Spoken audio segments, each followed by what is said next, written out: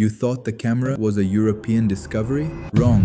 They changed his book's name to De Aspectibus and never gave him credit. His name was Ibn al-Haytham, born in Basra, Iraq in 965 AD, a mathematician, astronomer and physicist working at the height of the Islamic Golden Age, who refused to accept anything he hadn't tested himself. For 1,000 years, the accepted theory came from ancient Greece. The eye emitted rays outward that touched objects and returned with visual information. Every scientist in the world accepted this. Nobody tested it, nobody questioned it, because it came from the Greeks, and the Greeks were considered infallible. Ibn al-Haytham looked at that theory and decided to test it. He sealed himself in a completely darkened room, cut a single small hole in one wall, and watched as light entered through that hole and projected a perfect image of the outside world, upside down, onto the opposite wall. He concluded the eye didn't emit light. Light entered the eye. The room itself was behaving exactly the way the eye behaved, receiving light, not projecting it. The Greek theory had been wrong for 1,000 years.